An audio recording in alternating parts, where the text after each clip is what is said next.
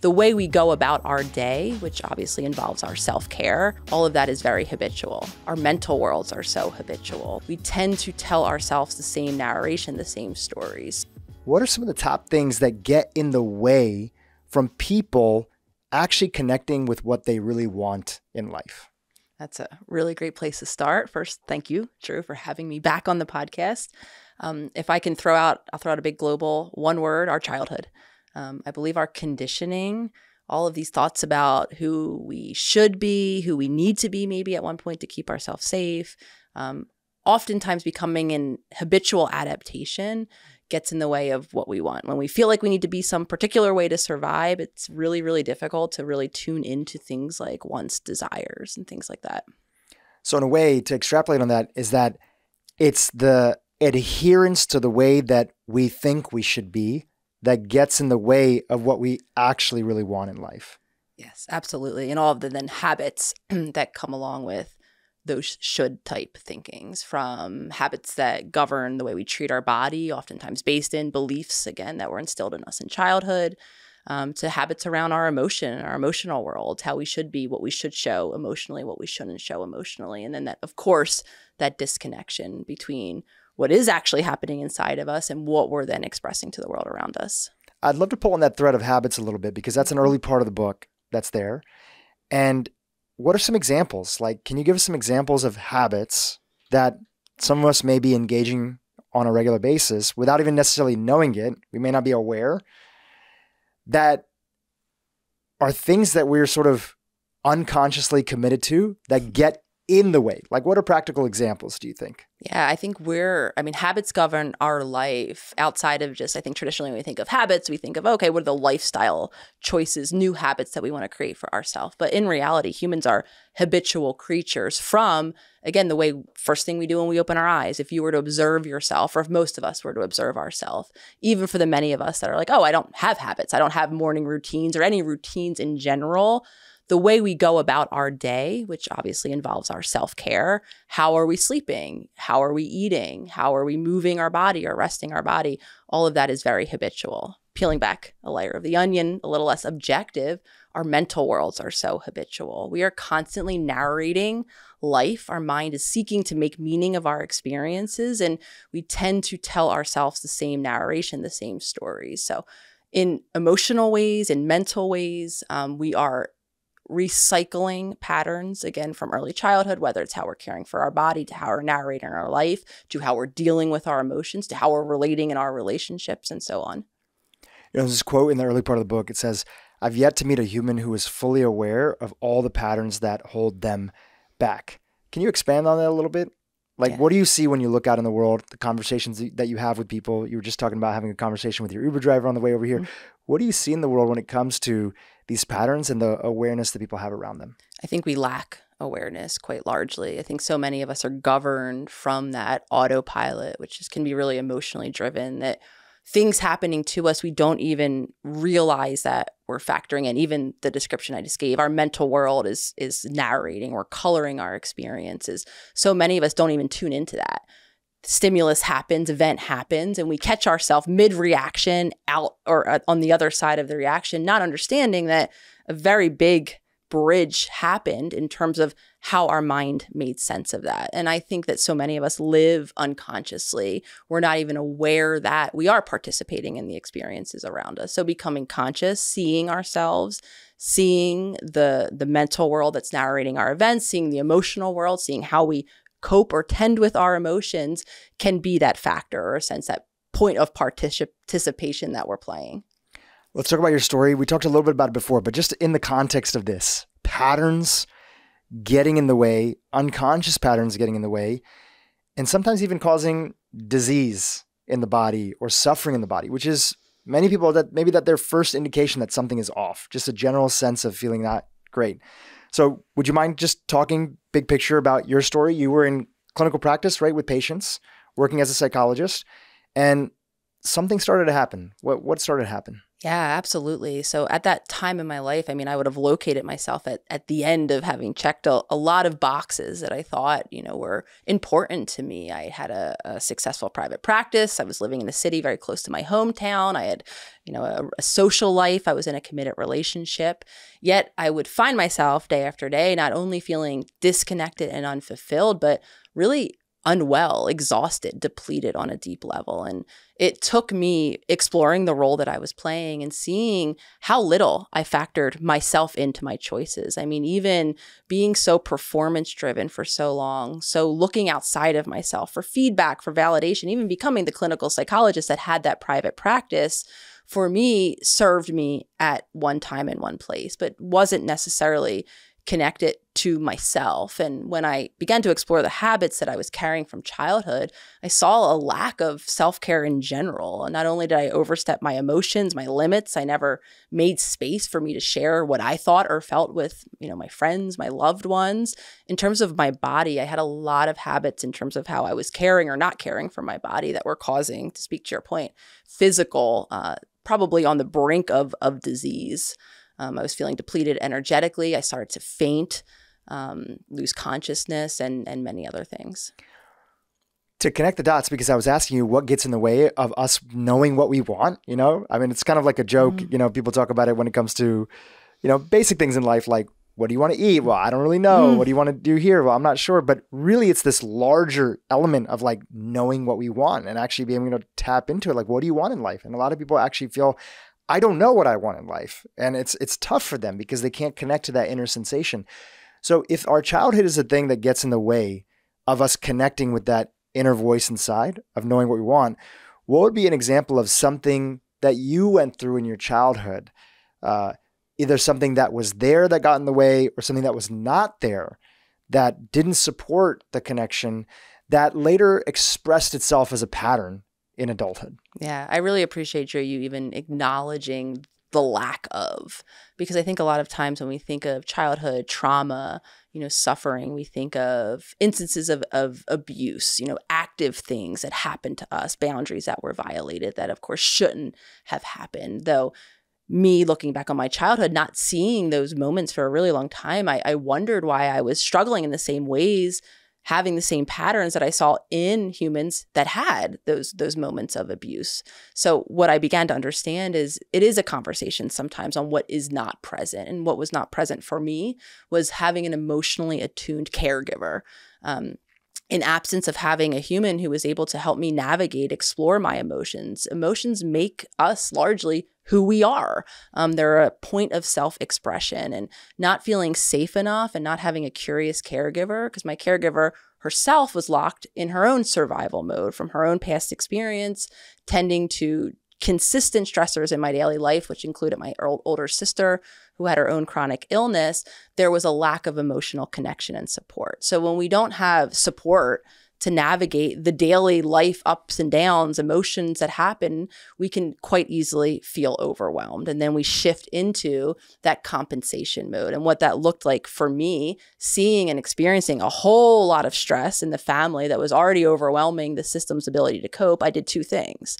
I learned to show nothing that could stress the system. I wouldn't bring my problems to my mom. I wouldn't express when I had a difficult day at school, because what I'd seen time after time of doing that, it would destabilize my mom. She would become so upset over how I was feeling that I would end up feeling worse. So I began to limit what I showed my family, and I learned very quickly that the way to get attention, love, connection from my mom in particular was not only by limiting issues, but by performing. And for me, that was really quickly became evident that I was talented in softball. I was talented at school. So I shifted into a doing mode of squashing down my true feelings, my authentic self, and shifting into this performance-driven mode that brought me up through that private practice, hanging my shingle, though ultimately because I wasn't being true to who I was. I had a lifetime now of not expressing myself, of continuing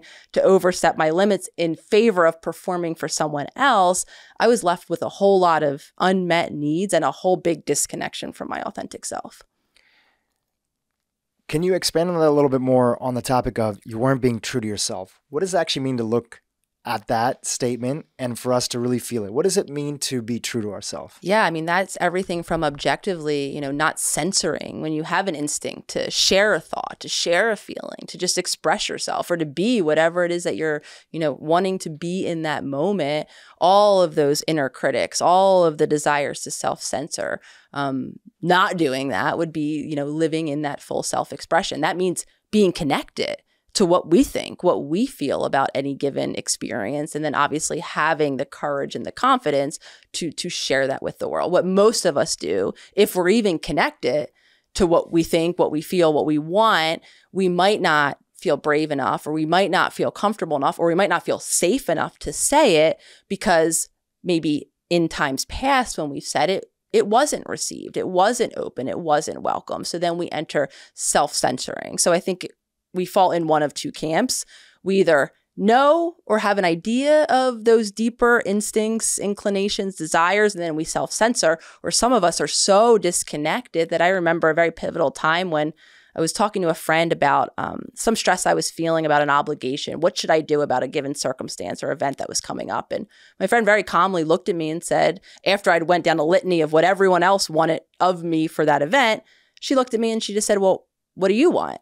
And I couldn't even answer what I wanted, how I wanted to spend that particular Saturday, let alone these deeper questions. So I share that again as an example of that complete disconnect where I had stopped making a habit of even checking in with myself, that I was so far away that I didn't even yet know. And do you think it's this idea that through the performative, which everybody has their own version of that, right? Yours is coming through high achievement, right? Is one of them, is I'm hearing. Sort of to counterbalance that component of what you felt like either you weren't getting, or this is how I get love from other people.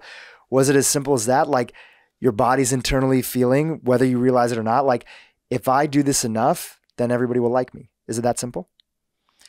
In terms of keeping the pattern going? In terms going? of like keeping the pattern going and it running inside, like what's the hope for the body's end goal by keeping this pattern alive when you were in it? Is it that finally I'll be loved? Safety. I believe our body becomes so patterned around the way that once kept us safe. So if showing this self-expression in childhood was minimized, or maybe we were outright shamed for it, then I have a message that I'm not safe to show that. So then I continue the pattern of repressing or suppressing that in the belief that showing it would lead to that same reaction, that same lack of safety. And then our body literally becomes wired in terms of having this idea around that which is safe, usually based around solely that which is familiar to us. So most things, and this is why I've evolved the clinical practice that I began working much more from the mind only to incorporating the body into the conversation. Yeah. And there's a lot of things in here about the body, which we'll get to in a second. And you have this quote inside the book that I pulled out, and you said on the topic of body, you said, many of us have left our bodies because we're overwhelmed, stressed, or have unresolved trauma, making our physical self feel unsafe.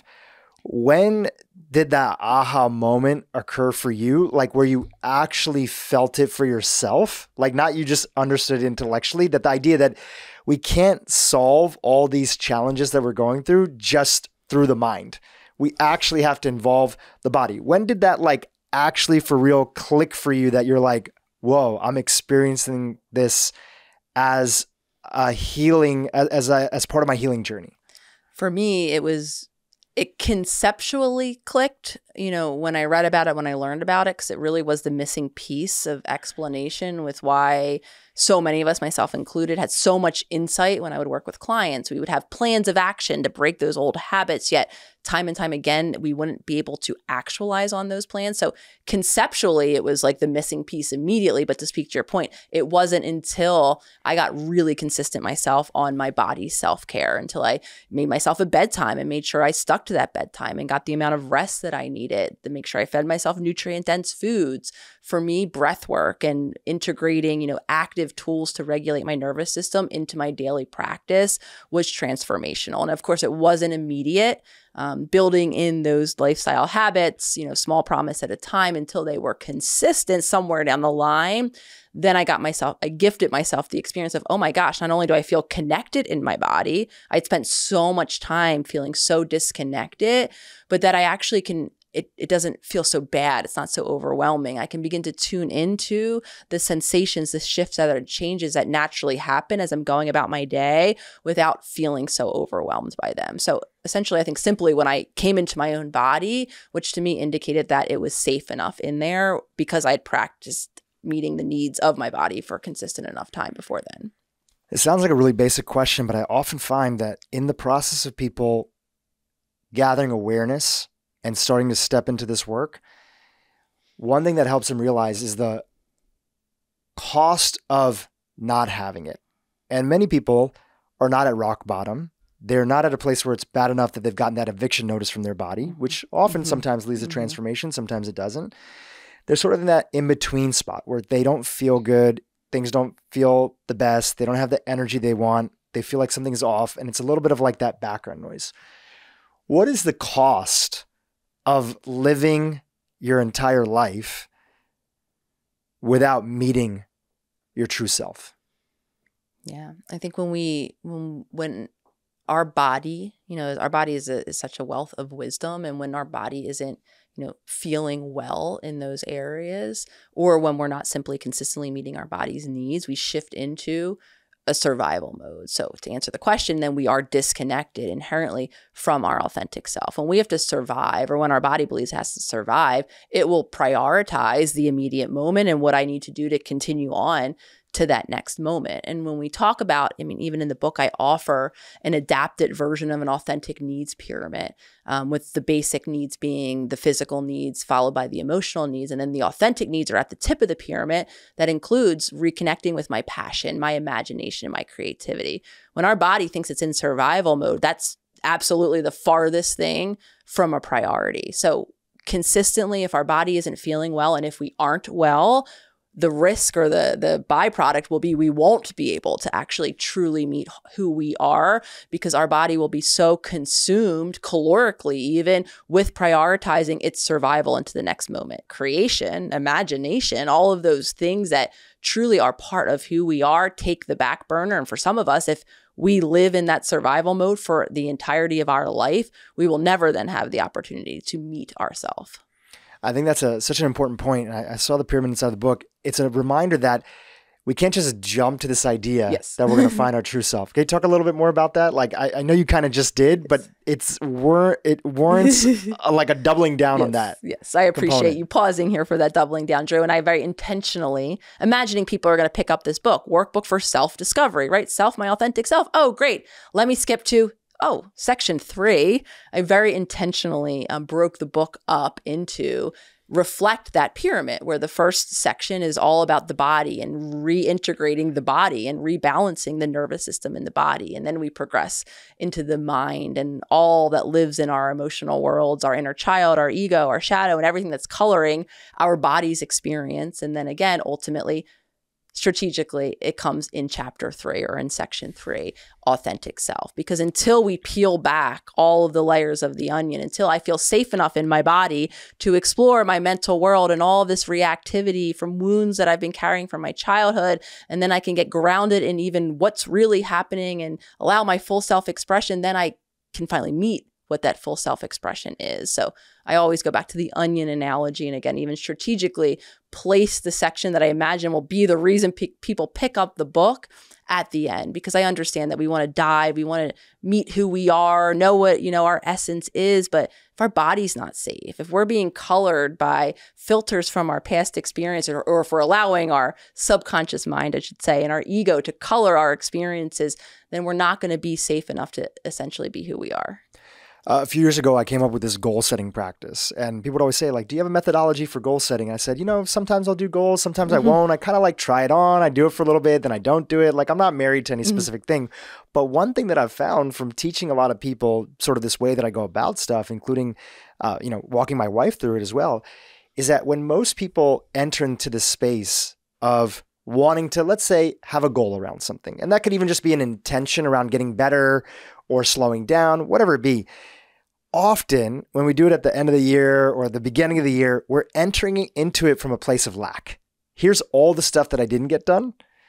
And now here's all the stuff that I want to do. It's kind of like the subtext. So I got people in this habit of, we are going to go through the entire year and we're going to ask 3 questions. We're going to ask for every month, we'll ask these 3 questions and pull out some highlights from the month. It's best to do with the calendar.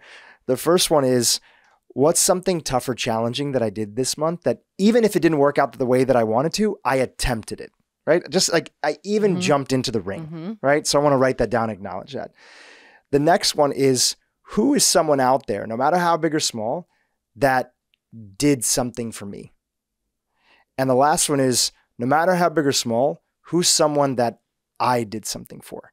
And when we take the moment to sort of recognize how far we've come and recognize like just how much we've come to the table, we enter into the place of setting intentions, goals, whatever it is that people want to do with a whole different mindset. It's like now there's a recognition of who I truly am. In a way, I see like this first section here of entering back into the body. It's this reminder that you call it being safe. Another word, because I find that word doesn't always resonate with people. Like I have a men's group and like well, it could be strong. That's another version of it. You're strong. Like, fine. You don't want to use the word safe. Like you are strong. You recognize your body. You're in your body. You're here. And like you're 100% complete in this moment.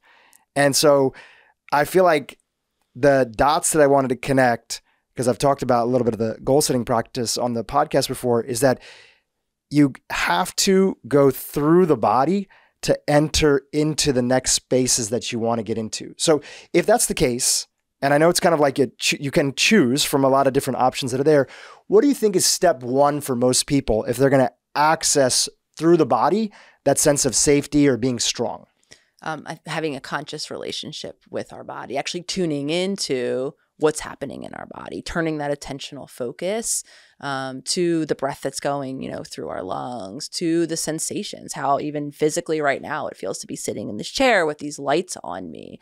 That's such a simple, I think a lot of the work really is in these simple practices, though embodying the simplicity actually shows how complex it is, because so many of us, again, shift our focus for many different reasons. So really learning how to attune our attention and presence in our physical body, which seems like such a minute, easy thing to do, though in action, it rekindles, I think, and reconnects us to the physical presence below. And then I think a lot of us hear practices like this, maybe toss it in our back pocket for, the time when I need to be in my body to regulate my emotions, and we don't practice it consistently enough. So I think it's learning to reconnect consistently with our body, to build in many moments where we just teach ourselves how to consciously and how it feels to be consciously in the different unique bodies that each of us are living in.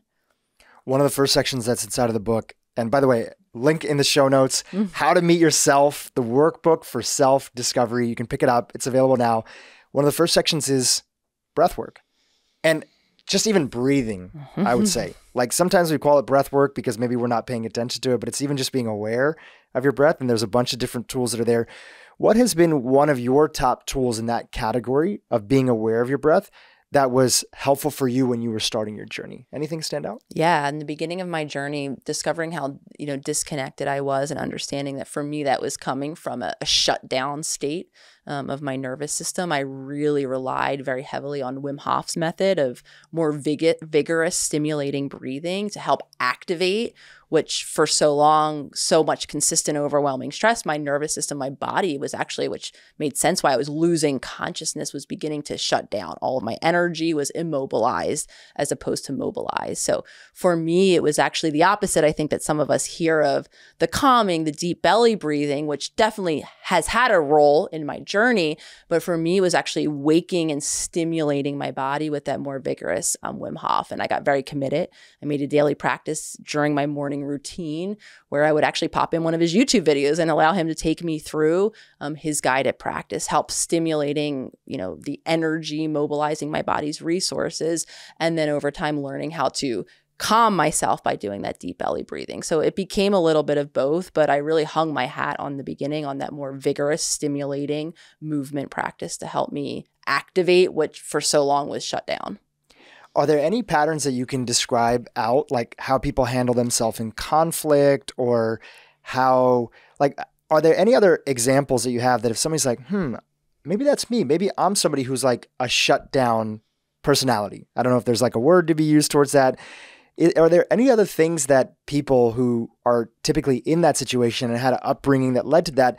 Yeah, like how would you be in conflict? How would you be in other situations when you were running that pattern? I'm trying to just give examples because maybe somebody in our audience is like, maybe that's me. Yeah. So shut down, we can feel very flat emotionally, very numb. And we might have I'm just describing that kind of first pattern of myself. We might have trouble, not feel very motivated, not feel very energetic, very lethargic all of the time, might have blank mind, unable to even like stimulate thought a lot of the time. Other end of the spectrum, we can become very emotionally reactive, unable to be responsive. We have a feeling and we're shouting, we're yelling, it's coming outward. And then there's, of course, every iteration in between. Our goal, of course, is to deal with stress, to notice when I'm feeling stressed, and notice when I'm feeling upsetting emotions, to take the information that provides us, but to remain responsive, not to kind of hit either end of that spectrum where we're exploding outward, we feel so out of control, we're so overwhelmed by our emotions, or we almost feel like we don't have emotions and we're completely shut down. I think those are the kind of two really common examples that also indicate that nervous system state. Of course, I was in the final stage, my nervous system had shut down. That explosive situation that I'm describing is usually, again, when we're in that fight or flight mode and everything feels like a threat and we literally spring to a defense by screaming, by yelling, again, in an attempt to keep ourselves safe. So would that be under the subtext of a dysregulated nervous system, right? Yes. So somebody who has, again, I don't know if I'm using the right word, but like a shutdown, primary response. And then within that, is it primarily, so in the book you have a section where you talk about fight or flight, then you go into freeze. You talk about these response systems that people have, and they're not necessarily bad on their own. Another one is fawning. They're not bad on their own, but it's when we get stuck in these as the primary pattern and we can't actually pull ourselves out of it, or we don't know why we get triggered into them. So do some personalities or some childhood experiences have people go towards one of those more than the other? Yeah, so they're very universal and common in terms of the sequence. When we feel stressed, the first thing we'll do is we'll attempt to fight or flee the stressor at hand. Our energy will mobilize, we'll outwardly attack, or we'll escape, we'll distract ourselves, we'll leave the room. Again, if the stressor is too big, too overwhelming, then we'll go into that shutdown. So the sequence of the stages are really universal. But then, of course, depending on the relationships around us, the environment around us, the needs that were consistently met or unmet in childhood might determine what response we're likely to cycle in. So going back to accessing through the body. So breath work is one of those components. What is another component, another tool in the workbox that people can be using to step back into their body? And of course, you mentioned even before breath work, we talked about just general body consciousness. Yeah. Right?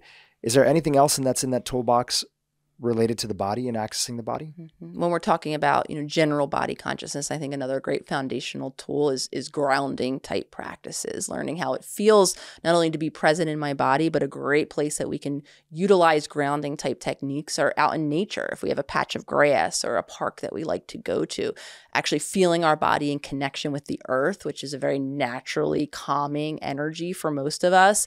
I think those are really helpful times because safety is important. My body has to feel safe for me to enter it. So for me, I remember, as long as I can remember, nature was always one of those places where I felt a little more grounded, just a little more present, a little more at peace in my body. So for the many of us whose body feels overwhelming and unsafe, I think when we couple that body awareness or the practice of just tuning the attention, like I said, sitting in this chair, my heels on the earth, if I'm actually on the physical earth, sitting, laying, whatever it might be, then I think that can help be a safer space or help rebuild a safe connection in our body. So nature, I think, becomes another helpful tool for body type work. All simple tools, but it really just brings up, is it just a matter of like the frequency that we're bringing them into our life with and sort of the intention? Is that really just the difference? Like, because a lot of people are like, I do make time a little bit. It's kind of like you go to Times Square, you ask people like, hey, do you eat healthy? And everybody's like, yeah, of course I eat healthy. I have like 5 Coca-Colas a week, or somebody's like, I have 5 Coca-Colas a day, but my brother has 10. So of course I eat a little bit healthy. So even though some people are doing some of this stuff a little bit here and there, and there's plenty of people that are not, right? There's plenty of people that are not doing any kind of breath consciousness or anything like that. Is it simply a matter of the frequency that we're intentionally bringing them in our life with to get the benefits? It's the consistency, the frequency, and it's also in the moments of activation, because I think a lot of times we can get really committed to routines, to habits that serve us. And then in those moments where we feel activated or triggered by our partners, by our family, or whomever it is, we revert. Those are the moments that we're most likely to revert to the oldest ways that we've learned to cope with our emotions in particular. So it's the consistent foundation of many of these practices, and then applying those same tools, because usually in those heated moments are where all of that work, all of those habits go out the window. So I think it becomes a coupled approach where we want to be consistently conscious to ourselves in the wholeness and all of the ways, our emotions, and in particular, because we're all interpersonal beings, our relationships is where a lot of our patterns live that are the hardest to change. And I think universally a lot of people can feel that they relate to this, but why do we get thrown off and go back to those old things, right? Those old habits and things, even though we know that sleeping on time, doing our practices, being intentional.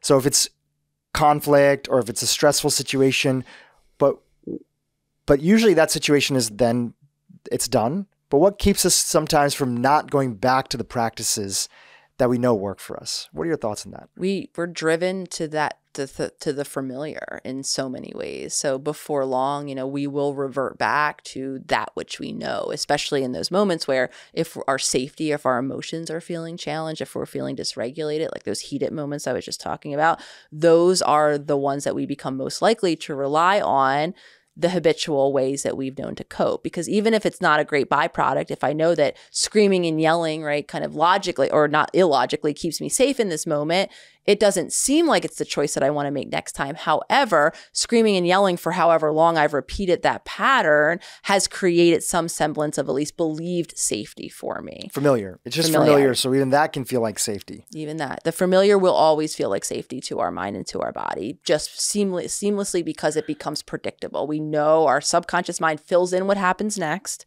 Now I can divert calories away from even paying attention to it and put those somewhere else. So our body will always gravitate toward the familiar, especially, like I said, when we feel unsafe and when we're having an emotional reaction that's based on that lack of safety, that explosion. That's when we become even more gripped into that old way of navigating that. Even if we have a million new tools at our disposal, we'll revert back because we can be assured we know what happens next. I think actually this is a good opportunity to talk about, just in the description and unpacking it a little bit, the word safety and our expectation around ourselves making ourselves safe versus other people making us safe. There's a lot there, and people have a lot of different feelings about it. And it's natural that people kind of run with their feelings when they hear a word like, whoa, safety, like, whoa, everybody's supposed to make you safe in this situation. So can you talk about the combination of both working with the people in our life and personal responsibility about leading the efforts around the growth around this area? Yeah, I think one of the most difficult things to tolerate as a human is that we can't control really anything outside of ourselves. We can't control our loved one. We can't necessarily control the environment around us. We can only control how we respond or what we do with what is happening. And even emotions in general, I mean, the way I'm even describing them, they live in our body. They're sensations. They really are in ownership ours. Yes, they become activated when things happen around us. When we run them through a filter, we make a meaning out of them. Then we have an emotional reaction, but ultimately they're ours. And for a very long time, I pointed to the outside world in hopes of, oh, if you just stop doing this thing, I won't feel this way. If you become a different partner in some way, I'll feel more fulfilled in my relationship. Again, not understanding that the role I was playing. So whether we're talking about dealing with our emotions or creating safety, yes, our environment is playing a role, though we can really empower ourselves if we look at how are we interacting with our environment. Do I need to take space? Do I need to set a limit? Can I do something different to create a different emotional experience, even when the outside world doesn't change? And of course, when we apply this to our relationships, it's really natural to want our others around us to be different from a very well-intentioned place quite often. And again, a lot of this is how we learned. We learned that the world is responsible for our feelings. We live reactively. It's very natural then that we feel victim to the world around us. So when we're talking about emotions, when we're talking about stress resilience, tolerating emotions, all of that maps onto our individual nervous system. So how do I create the space, the safety? Might mean changing my interaction with that environment, acknowledging that it plays a role. But if I'm going to just demand the environment be different, what happens when it doesn't change? Then I really disempower myself. Yeah, there's so many moments in life where we run up against a situation where we can have our vision of how we want somebody to be. We can have our vision of even what's best for them. We can have our vision of what's best for us and how they should treat us. And they're a whole and complete person on their own. They're living their own journey. And we could wish and hope that they could just get it together. And sometimes they don't. And that's actually part of life too. And one thing that I've found is that the more that I invest in these grounding practices that you talk about inside of your book, the more I also have a deeper sense of understanding for other people. The more you understand that, wow, okay, here's how my childhood sort of impacted my upbringing. Even if you've had what you consider to be like a really good life and you haven't had any big T traumas that immediately come to the table. You're like, no, I had some great parents, other stuff. But everybody goes through some things that are there, right? And I know you're a fan and a friend of Dr. Gabor Mate. And we are too. And he's been on the podcast a couple of times. And a new book, The Myth of Normal. And, you know, a lot of what we think is normal is not often normal. So we're all going through different experiences that are there. As simple as like, I grew up in an immigrant family. We kind of came to the U.S. and my dad, just trying to provide a better life for us, would just move us around to different places in the U.S. that he would just get a better job. Mm-hmm. And it was for us. And it's tough when you're making friends and all of a sudden you have to be the new people and you get bullied. You don't know how to bring it up. And even that's something that's there. Yeah. Was I, I wasn't sexually abused. I didn't have this situation happen, but that's still an experience. That's a trauma and aversion, and it shapes your personality. And one of the ways that it shaped my personality, just to connect the dots for the people that are listening here from my audience, is that I got really good at sort of what do I need to do to fit in immediately. When you move around enough and you have to fit into a situation, you have to get people to like you, to have friends. What do I need to do? Well, I became the resourceful guy. I became the guy that was good at getting things done for other people. And if you experience that, wow, people like me when I do that, not only do you overdo it, but when you're not doing it, you worry, will people like you anymore, right? And I'm sure there's other patterns in my life as well too, but that's just one example of like, wow, okay, now as a CEO with over 70 employees in my companies, and I'm building different projects and stuff, if I'm constantly thinking, how do I need to be liked, I may not make the tough decision that needs to be made. I may not be willing to have the tough conversation that needs to be had. There's a lot of different ways that pattern would get in the way of me needing to show up, not just for my own benefit, but for the benefit of those people around me.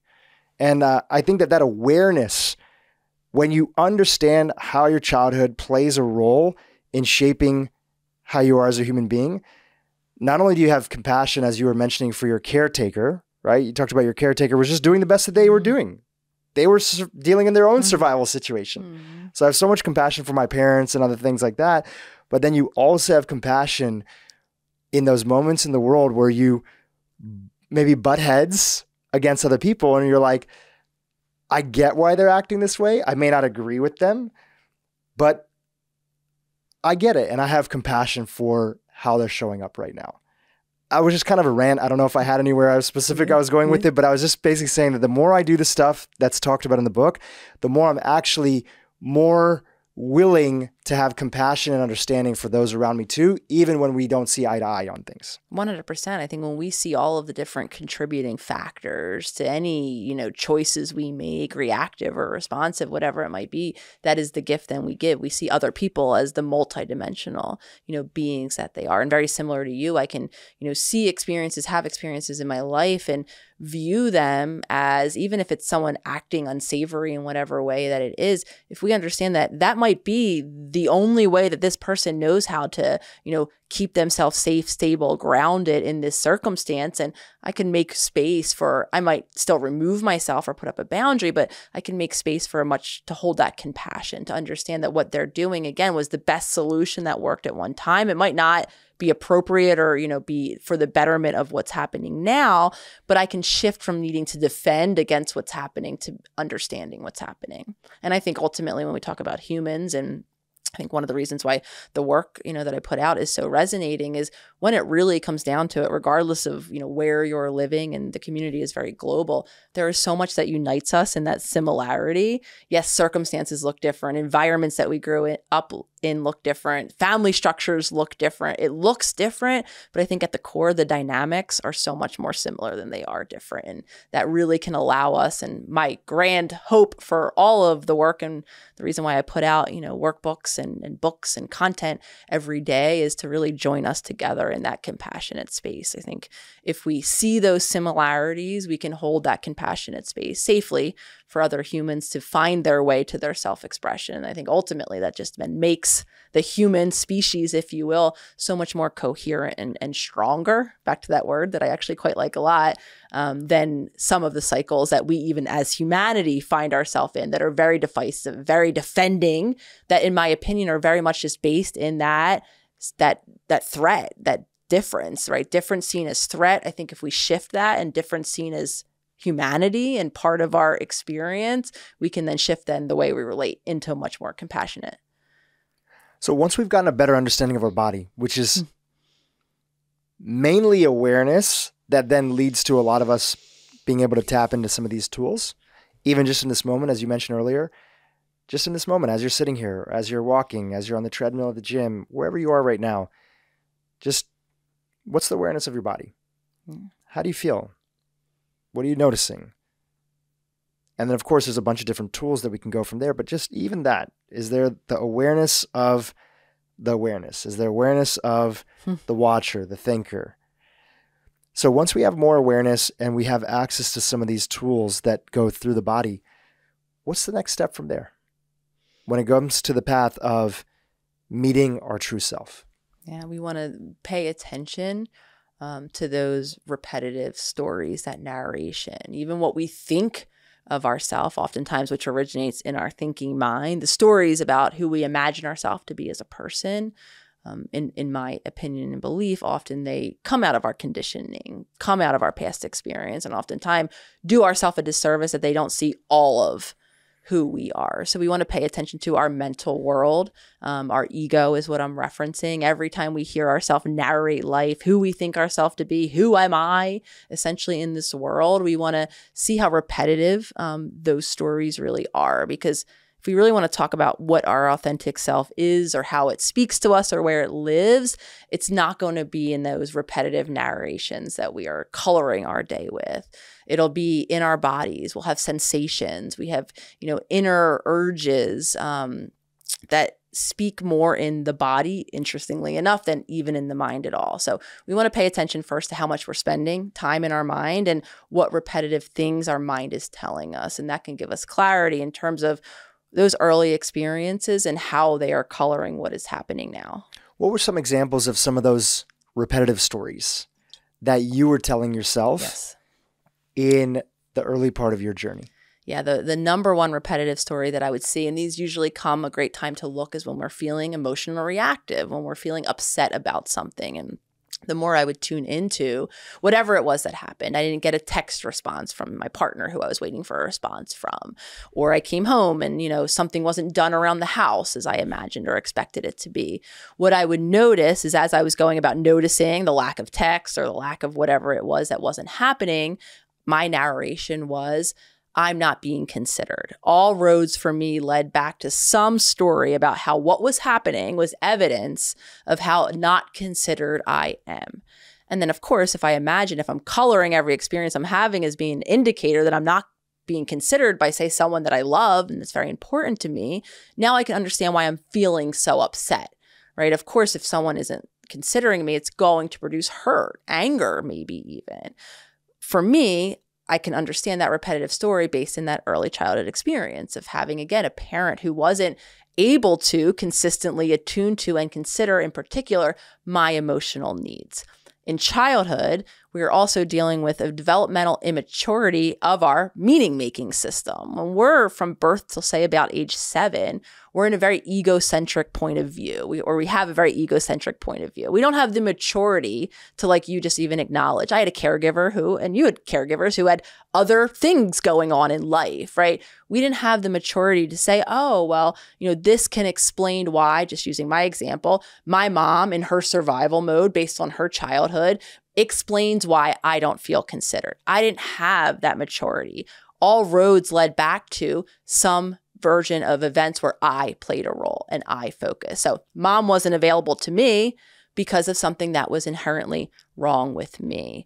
I wasn't considered because of something inherently that was wrong with me. And I can understand now why the more I repeated that narration, the reason why I felt so upset now, flash forward in time in adulthood, when I wasn't being considered.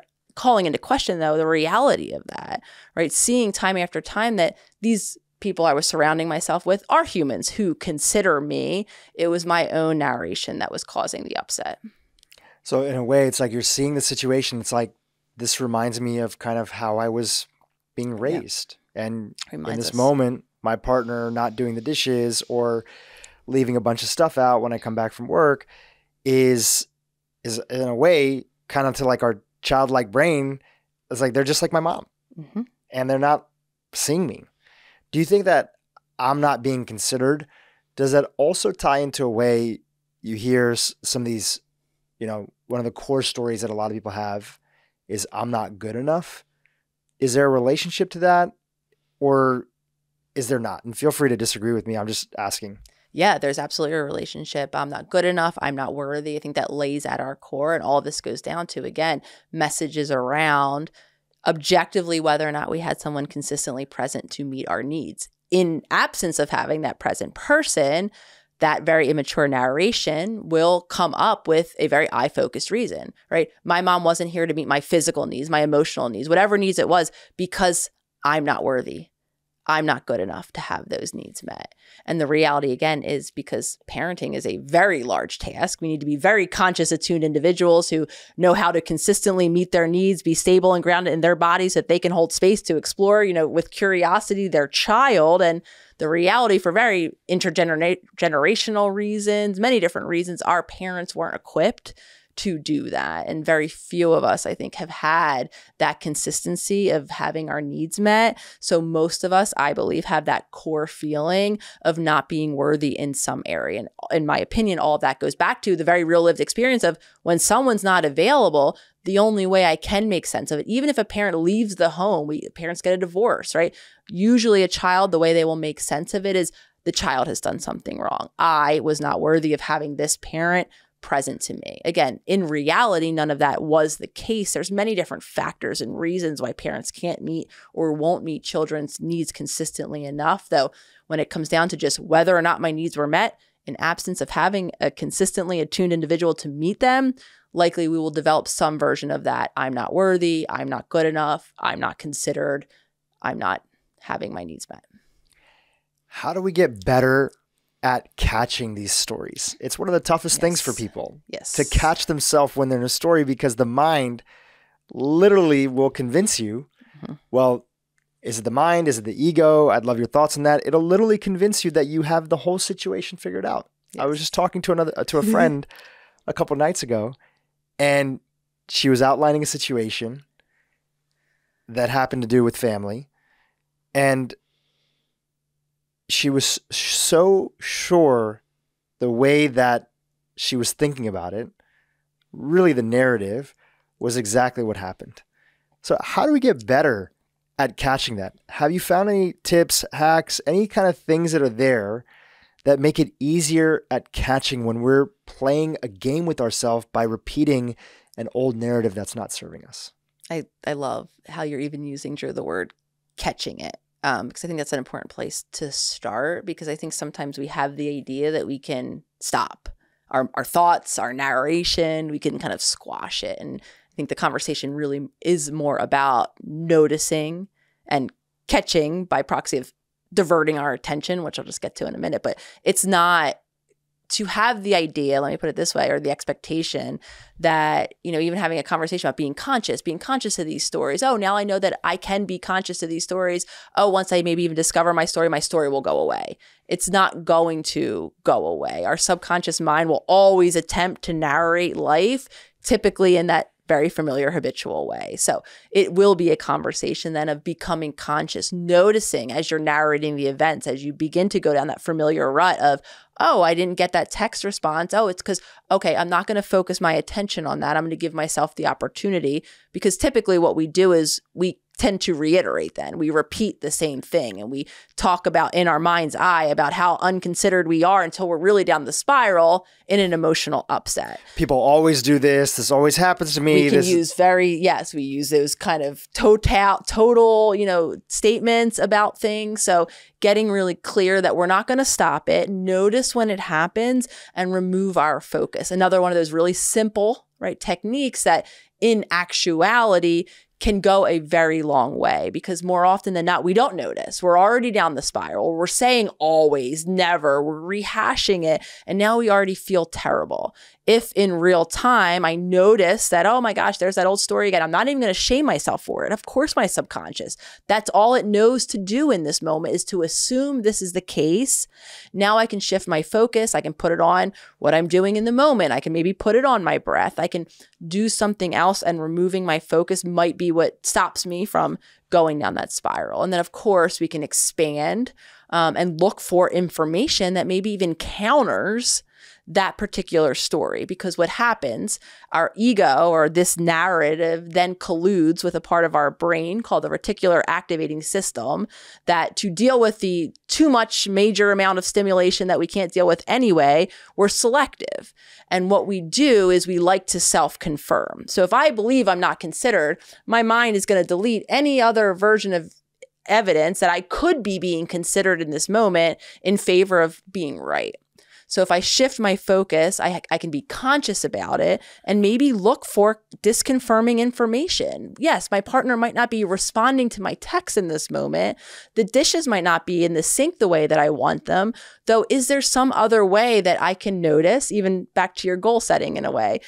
Can I notice that my partner actually did consider me? Maybe there was something that happened earlier in the day that was evidence of consideration. My mind will have deleted that likely in favor of being right, in favor of strengthening how not considered I am. So then we can be intentional, expand, and see all of the other evidence that counters what our old belief was. So one narrative that people can be running is this, I'm not being considered. Give us some examples of some other common narratives that are out there in the world so that people can see try that on, fit. Does that match sort of, some of the narratives that you might be using? Are there some other examples of those that are out there? Yeah, I think another really common one is I'm an imposter. I'm not who I say I am. A lot of that, interestingly, goes back to, right? Am I living based on these habits, how I think I have to be to, be validated, to show up in my relationships, or am I showing up as my authentic self? I think in terms of business and achievement, and when we're going into kind of actualizing, a lot of times we don't feel secure in who we are. We feel like an imposter. We feel like we're going to be found out for all of the flaws that we have below the surface. I think that's another really, really common one. And then people are going to leave us, and we'll have nobody, we're going to die homeless or whatever. Yep. Yeah, some version of that. And typically that is where the beliefs go to, right? If I show who I truly am, if I show all of me, even these darker parts of my person or my experience or whatever it might be, I think that is where the road leads to, this underlying belief. And maybe at a time and a place, those parts weren't acceptable. Maybe you were shamed in childhood for showing certain aspects of your emotions or of your curiosity or of your just self-expression by just being you. So again, this goes back to what you were describing, where we were kind of acknowledging earlier, the similarity, right? When we have big reactions, when we find ourselves going back to those old habitual ruts, chances are it's because there is a similarity, and it might even just be in how we're narrating what's happening, but to those older times. And then it makes sense why we react the way that we do. So the person who is hiding aspects of ourself in fear of being found out might be evidence that at some time and at some place that part of you actually wasn't welcomed, or there was, a threat to showing that you did live the experience of. So I'm an imposter / like I'm not good enough. Are there any other couple that just like one or two that you might want to throw out there, like common narratives that you see out there in the world that people are running, and that narrative sort of puts a lens on their experiences, and now they see everything through that lens when things are stressful or times are tough or they're not really sure the next step? One or two others that you think of? I think I'm too much is a really good one. I'm dramatic. I'm weak on maybe the other side of that, kind of countering on that, like I'm powerful thing. I'm weak. I think we can globalize a lot of statements about ourselves based on these really kind of dichotomous things, strong, weak, And so it's fair to say that any time you're noticing sort of a little background of like a disempowering story, it's almost always, if not always, going to be something that's probably a pattern, a narrative that's not true. Is that fair to say? It's good to question. I think it's a good opportunity to question, to get curious. Even if people just added the word maybe at the end of it, and then use it as an opportunity for inquiry. Yeah. So catching these stories once we have more body awareness, and I think body is really the key, because sometimes you feel it in your gut before you think it in your head. And I don't think that everybody always notices that. You do if you've done the work or you've even dabbled into it a little bit, but often we'll feel it in the body. One of our friends who's been on the podcast before, Dr. Andrew Huberman, he says, we cannot access the mind through the mind. We have to access it through the body, which is the same thing that you're saying in this situation, which is why when we are super stressed out, when we are overwhelmed, overloaded, and especially for people who are heavy on the thinking side, and are just like, I just need to think about this. I need to just, even sometimes people who are very verbal, I just need to talk about this right now. You'll see this often in relationships where people are like, no, we have a problem, we have an issue, we need to talk about it right now. What would happen instead of just, maybe you guys, even if you don't always feel like it, and there's nothing wrong with taking a break. Everybody says, okay, fine, 20-minute break, whatever. But you come back before you talk and you just went on a walk together, right? Or even just you solo went on a walk a little bit outside. Just took a few moments to do something where you had a chance to access your body. It's a whole other way that you're getting to tackle now a problem in your life. Yeah, 100%. I mean, being in our talking mind, our thinking mind, that's a very different mind than being in our body mind. I mean, I can even make a case, and I see a lot of times, even consciousness itself as a practice is often misinterpreted to mean self-analyzing, endless self-thinking, right? And that's not actually a state of consciousness at all. That's being trapped in just another version of thought, only it's self-focused. And, a lot of times I think we can misattribute or think that we're healing by always thinking about ourselves. But again, I can make the case that we're still in our thinking mind in terms too of communicating. A lot of times, especially when we're communicating our different deeper feelings, those are two separate systems. Putting sensory feelings, sensations into words is building a bridge. And there's a lot when we really unpack trauma, especially trauma that happens early on.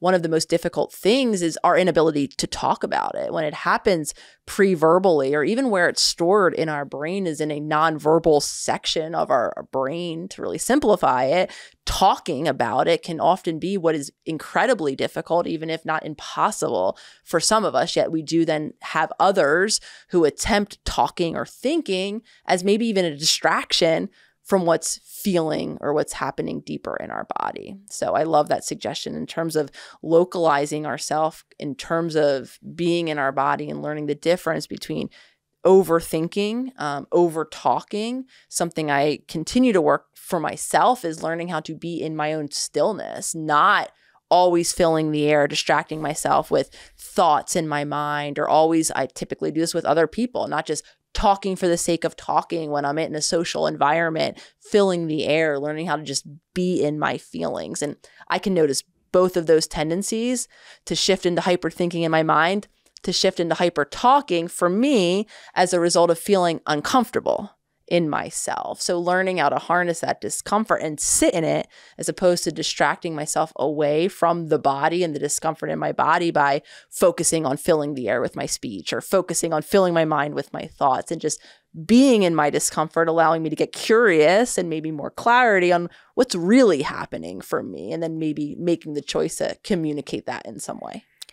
I get so excited when I catch myself running a pattern, because it's almost like this sense of like anybody who's done any kind of mobility work or sort of fascial release, you find that sore spot and you're like, oh boy, that hurts. But I'm so glad I found it, because there was some tension there. And if I get to the root of that tension, then tomorrow I'm going to be able to do a heavier deadlift, or I'll be able to run faster. And I get so excited because it's this sense of, I always am assuming, like my genuine default assumption is that I'm running a few blind spots at any given time, right? That's just my default, because I understand human nature. And I also have forgiveness on myself to know that I'm still doing my best and I'm committed to the work, but it's just going to happen. You talked about being still in front of other people.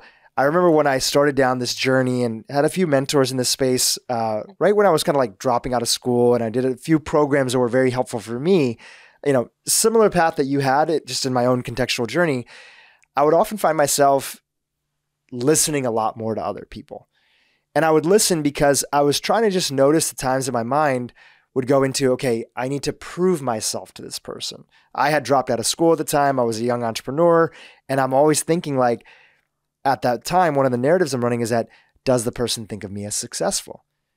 And when you are listening to somebody and you're about to talk, if that's the narrative that's there, you're constantly improving. And there's no greater way to actually show that you're not actually successful than trying to prove yourself as needing to be successful in that moment.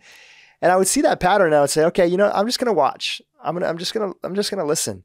And I would just acknowledge some of the times, like, oh, I wanted to chime in here about that. I know about this. I wanted to do that to prove this situation. Nothing wrong with genuinely adding to the conversation, connecting, engaging with somebody, just having fun.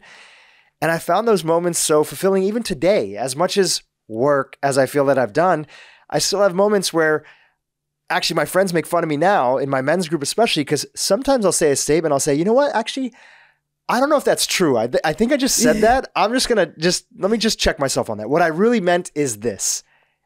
And I love those moments. And it's a teaching moment for me. And it's also helpful for the people around me. So I kind of am excited about catching myself.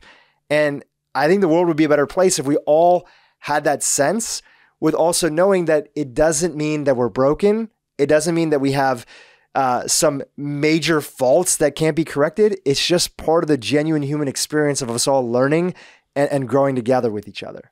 Yeah, I think anytime we can become more present to ourselves, we're adding to our learning, and our ability then to use what we're seeing in our own presence to inform a different future choice. I mean, there's even a part in the workbook about conscious listening and really just starting to pay attention to how we listen. And because it's so common for us, I mean, you're describing it in the context of proving yourself. I mean, more often than not, when we're listening to someone else, we're actually listening more to our own thoughts, right? You said this word. Oh, I have a retort. I'm going to say this instead. Oh, I might even outwardly interrupt you because what you said is inaccurate. And I'm going to, kind of shift what it is and offer my 2 cents. And the reality of it is, very few of us are able to be in our own presence, noticing those distracting moments, those internal dialogues, to then be able to put that aside, to then join someone else in presence around them and their ideas ultimately. So when we are present to ourselves with all of the information going through our minds, coming from our bodies,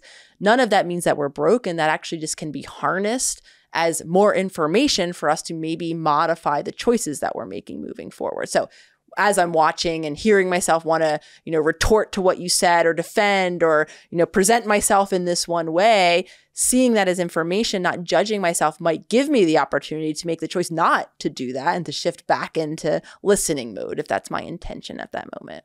Do you still find yourself today, for the folks that are listening, do you still find yourself today catching that same narrative that I'm not being considered? Oh, it's very, very, very present still in multiple occasions. Usually I notice it when my resources are low. And typically when I notice it now, very interestingly, it becomes a marker for me to explore and get curious of how good I'm doing at considering myself. Because those are the moments when I'm running on empty, when I have work and I'm stressed out and I'm maybe not taking those moments to make sure my needs are as consistently met, where now I am in my emotional brain more. I'm not as regulated in my nervous system. So it makes sense in terms of the neuro kind of biology of things. And it also then gives me the invitation to say, okay, Nicole, if you're consistently feeling not considered, there might be information in there. It might not be your partner's responsibility like you once believed it was. This might be the invitation to notice that, you know what, you're not sleeping as well and your plate is a little bit overfill. And maybe you can consider yourself a little better moving forward, continue to meet your own needs and allow yourself to go back into that more calm, stable, grounded baseline. So still present, shift it, I think, instead of outward blaming, taking it as, again, that informational opportunity. And usually it does point back to something is missing. Though if I hold myself responsible, I can give myself then that need. And sometimes it could be those basic of needs, like you said, sleeping. Mm-hmm. Did you eat on time? Did you eat enough? Mm-hmm. Right? Which a lot of high achievers, will skip meals and move on to the next thing. I think it's a great reminder that it's called to work because you got to keep on doing it. Right? It's like that Byron Katie quote, right? She calls it the work because if you stop doing it, it stops working. And that can be applied for every single thing that's out there, including the basic needs. In the writing of this workbook and putting these tools together for folks, was there a section that you were writing down that even for you were like, oh, this is very timely in the context of the self-development space right now? Like, this is an area that's a little bit overlooked or may not be getting enough attention as it sort of deserves. And I think people are going to really resonate with this. Anything in that kind of category that you put inside the book that you were like, I really feel like this is a little gem inside of the book right now? I think that what I'm hoping that a lot of people resonate with and find helpful in terms of understanding themselves better is basing, I think, a lot of the original or beginning conversation, especially on the body, and mapping that onto the nervous system. I think that for a lot of people, I don't know if it's necessary. I think it's thankfully becoming a very commonly talked about piece of one's healing journey.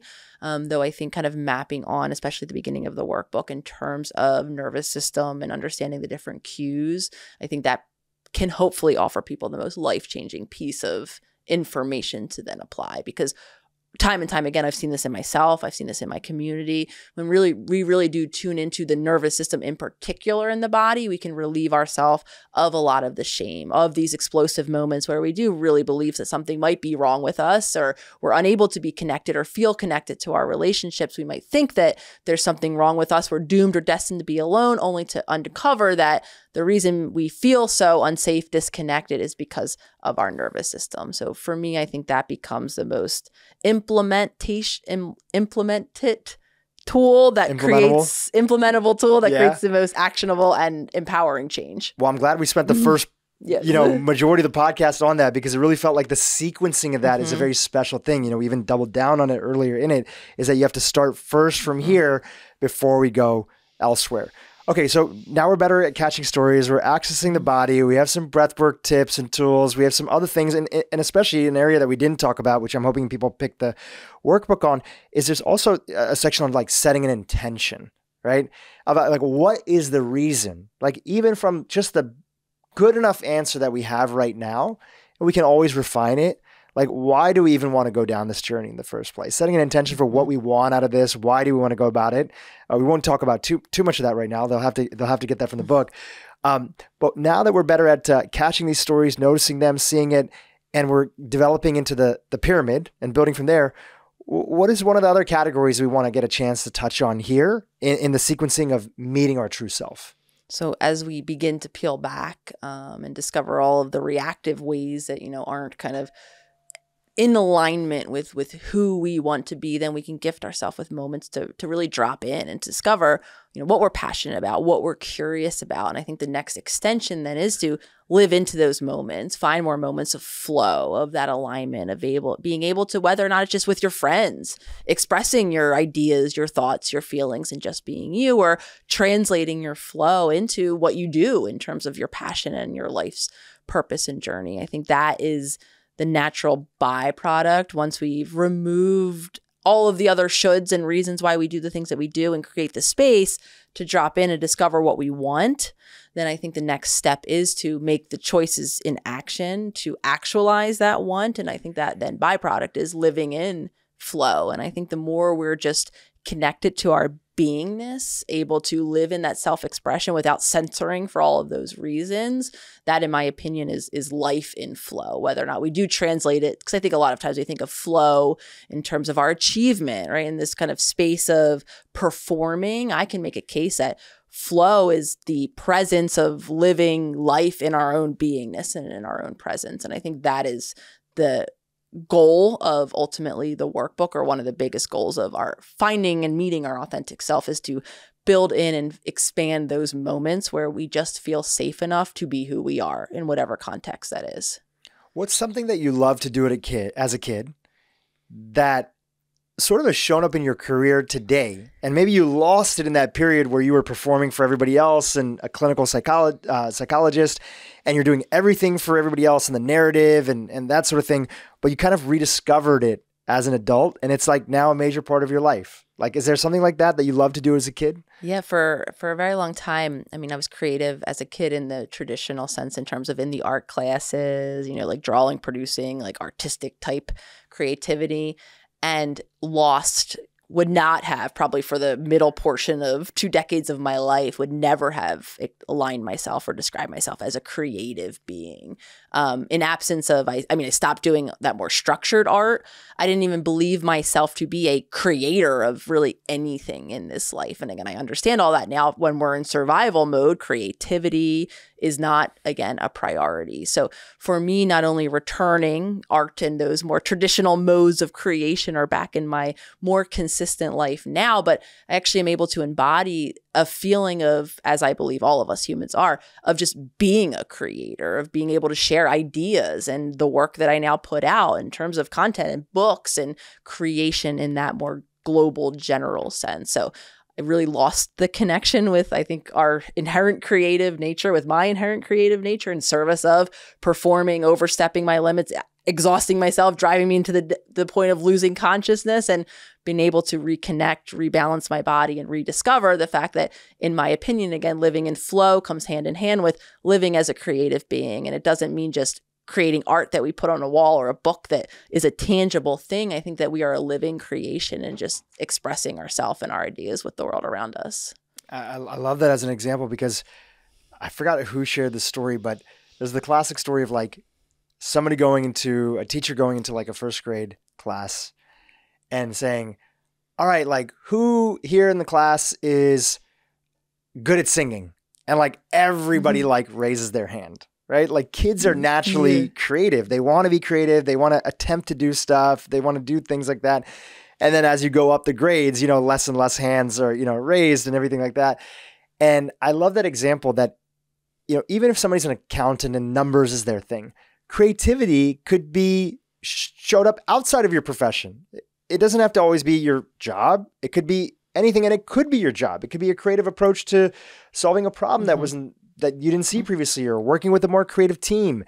There's so many people who, in a way, almost don't even feel like they're deserving of having some of that joy through their profession or even in their life as a whole. And I think that kids recognize in a way that, no, joy is actually a part of life. Like, I want to have joy. I want to have play. And doing this work is a big part of re-stepping back into that and having more fun, being more into your body. So I'm excited for people to go down that journey.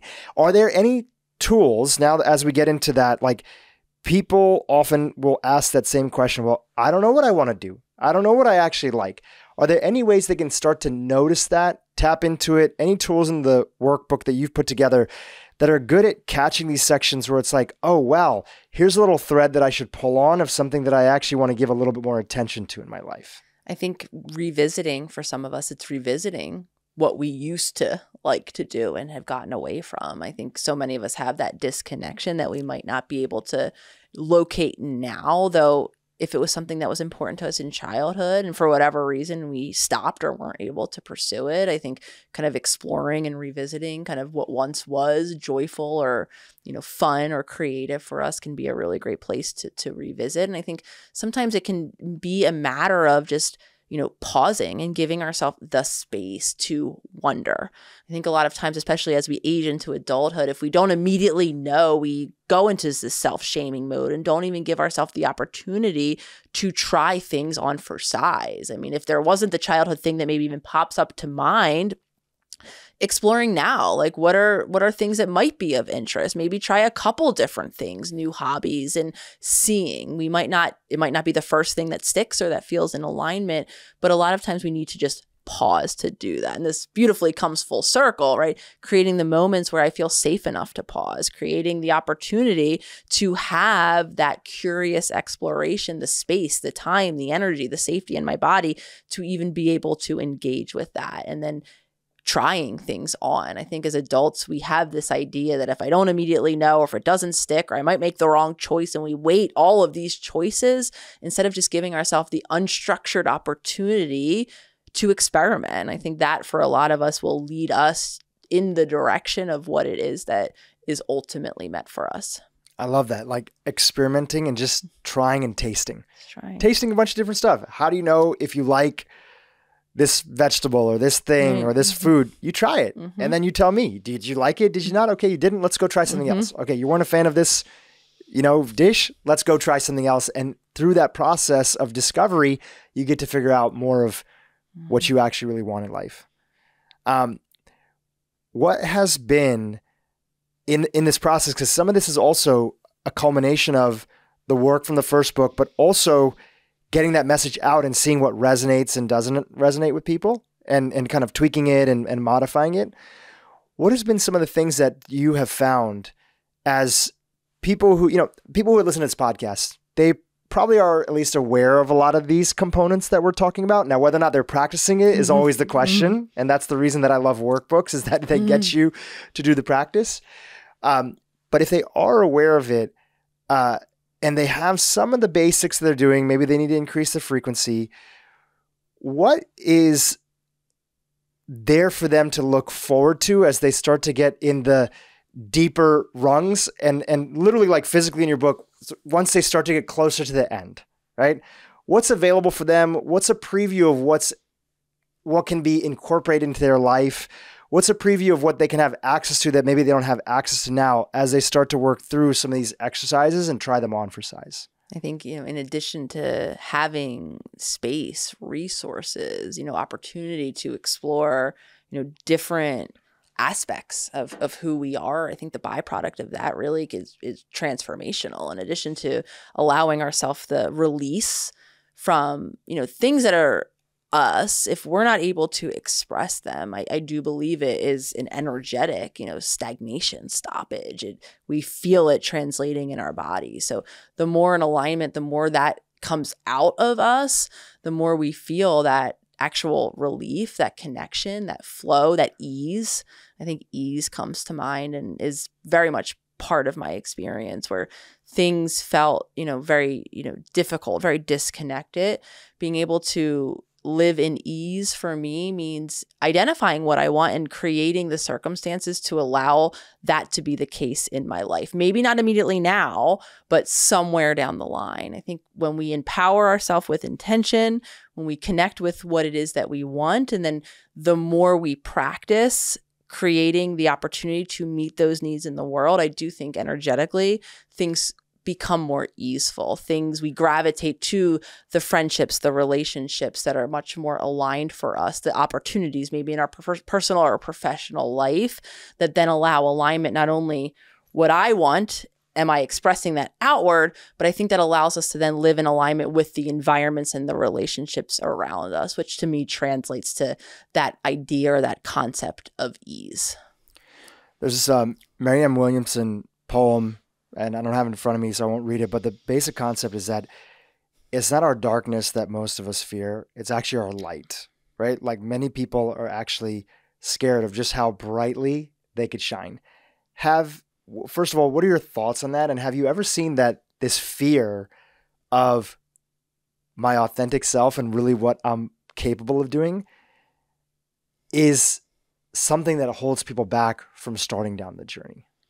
I think it, very much plays a role as counterintuitive as that might sound. Of course, I think on the surface, of course, there's this bright light shining outward. But if, again, in childhood, that wasn't the message, if it wasn't safe to do that, that's the memory that my adult self is going to revert back to. So even in absence of allowing that light to shine, that fear might be so strong of all of those moments where I was shamed, where, I was abandoned, where I was rejected, are going to be so close to the surface that might even prevent me from allowing that to be who I am in that moment. And again, this is so counterintuitive because I think logically, right, this is, of course, I want my light to shine, but when there was a risk inherently attached to that fullness of our bright light, then it will prevent us from allowing that to be the case. And the reality of it is, again, we were limited, we were suppressed. I mean, even sometimes and I remember moments in childhood where, in particular, when I was playing softball and, being, quite good at pitching, I was a softball pitcher, and I would hear from a lot of my, people I was playing, my opponents, if you will, I couldn't think of that word, negative, not wanting to play against me, not wanting to bat against me, saying negative things about, my talent in that area. And for a very long time, I was very self-aware and not a positive. I was almost, there was a part of me that while I allowed myself to perform, because that, remember, got my mom love and got my mom's attention, I was self-conscious about the fact that me being good at something resulted in someone else feeling bad about themselves at something. And being, as I think we all are, compassionate creatures, the more that happened, the more I too had this idea and this messaging that, don't be too good, don't show too much of what you're capable of, because you could hurt someone as a result of that. And that's just a very real lived experience of some version of messaging where, again, our brightness at some time did continue to make me diminish, or contributed to me continuing to diminish out of that concern. Well, if I show who I am, that might make you feel bad about yourself. And I don't want you to feel bad about yourself. So I'll just dim my light a little bit. That's really interesting, that example. Would you say that, you've been shining brightly and using the power of social media as an opportunity to introduce a lot of these things to people who previously would have never heard of it? They're not maybe the person to pick up a book necessarily, but they're going to be on Instagram. They're going to be on TikTok. Do you feel that in your career now as an adult and the holistic psychologist and everything like that, do you think there are times where did that narrative ever come back to you, that you felt that some of the criticism that people are trying to place on you is coming from the fact that you're just shining brightly and doing your thing, so you're going to be a target, so people are going to place on top of you their own projection of the situation? Any thoughts about that? My concern about what other people would think about me and my message was present since the moment I created that Instagram account. Very much like, oh my gosh, what are colleagues going to think as I talk about this model of holistic wellness? What are people going to think as I begin to share my own personal journey of healing? Maybe I shouldn't share more fully how it was for me or what my experiences are. I talk about my family a lot. Well, my family think of me talking, right? So all of this kind of self-censoring has been ever present in terms of my decisions about how much to share. And initially, I think I allowed myself to defer a bit more in terms of fear of how will it be for other people to hear what my truth and what my reality is, and have now in the more recent year or two gotten to a place of many more moments of flow where I'm not kind of censoring or, oh, don't say it this way, say it that way, because this person might think that. And so over time, it's actually been a really big gift And the other side of it then, of course, comes with what interpretations people offer to what they hear or think I'm saying, then offers me the gift of learning how to tolerate, moments of how people are reacting to my message based on, again, their own subjective, nuanced, multifaceted experiences of being human, colored by all of their experiences and filters that they're bringing to my message as well. So a little bit on the front end, a little bit different on the continued end, all still very much part of my journey of navigating. Because one of the things when we put ourselves, or are talking our message to an audience, it's how truthful and how honest are we going to be, and what will the reaction be? And that's, I think, an ongoing conversation. But the beautiful thing about that is that we do difficult things because it makes us a better, more whole, more complete version of who we already always were. And we strip off that onion. It's like, this is the lifting of weights of life and getting criticism from people. And sure, there might be times where we're like, okay, great. I'm going to weigh this out. Does this feel like anything that I needed to be thinking about? Okay, I get it. All right, I'm going to modify. And everybody goes through that. I go through that all the time. An employee might feel that I didn't handle a situation, or that they were removed from the company unfairly. I didn't see all the good things that they brought in. I was only focused on the bad stuff. But we go through these experiences because it makes us stronger. And we go through these experiences because, hopefully, especially, the more that we're connected to meeting our true self, we tend to want to gravitate towards work in the world that makes people's lives better. Even if it's in a small little corner of wherever our world is, which everything is a little small corner of our world. And we have that moment where we realize it's not just about us. I'm doing it for other people as well too, to get benefit from the work that I'm getting a chance to put out there. So many people want this feeling of I wish I just didn't care what other people thought about me. And they forget that the way to get to that place is you do the work where it's not that people aren't criticizing you anymore. They're still criticizing you. They're still saying things about you. They're still talking about you, but you actually just don't even have room for that because it's a distraction for you doing what you're meant to do here. Does that feel like it resonates to you? Would you say it differently? Yeah, no, I think that's a very beautiful way. And interestingly, and kind of putting this, again, conversation full circle, really learning how to tolerate, how to develop our own resilience is what this, I believe, human journey is about. I mean, we are interpersonal. We're always going to be surrounded by people, by relationships. Of course, if you're online, it's going to be a multitude of them. And really the question is returning to, how can I be me in all of these different contexts, with all of these differing opinions and all of these different humans with their own life experiences that are going to be factored into the mix. And that then comes only as a byproduct, like you're beautifully sharing, of interacting, of learning, of first discovering who we are, and of developing the confidence to be who we are, regardless of, again, that the feedback or the validation around us. Nicole, before we go into kind of final thoughts and all the other good stuff that comes from people finding out how to keep in touch with you, etc., is there any other parts of the book that we didn't get a chance to touch on that you want to highlight? And no pressure if you feel like we're pretty complete, but just wanted to give you that opportunity. Let me think. I think we did a really, really great job of stepping our way through the book. I think it was really a comprehensive journey in terms of, ending with flow. I have some bits on kind of creativity in there, and learning, how to rediscover ourselves in terms of being that creative being. I think we did a really great job of going through it. I appreciate it. Well, I appreciate you. And for anybody who has heard our first conversation, at that time, I don't remember the exact situation, but you were very vulnerable that you were sharing about a place and time that you were in your life where I think there was a family member that you were kind of had to set more firmer boundaries with. And we don't have to go into it if you don't want to. If you want to share, you could share, but just checking in, how are you and your family doing in the sense of everybody's a human being and doing their best. And, and yeah, just me as a friend, just checking in on you and how everybody's doing. I appreciate that. I think when I'm not sure exactly what moment in time you're talking about, but hearing boundaries in terms of family, I know that was a big part of creating safety for me, for my own self-expression in my family unit. And what that then looked like was different degrees of navigating things differently, making choices to limit certain, engagements that I would be a part of. And ultimately, I actually think my first book left off with me making the very big decision to cut off contact with my entire family for a period. It ended up being about 18 months that I, took a big, hard separation for me in hopes of creating a bit of space for this beginning of the exploration. I was so used to filtering and performing in particular with my family in mostly, that creating that hard stop and that hard boundary gave me a bit of space to explore myself. And probably about 18 months into it,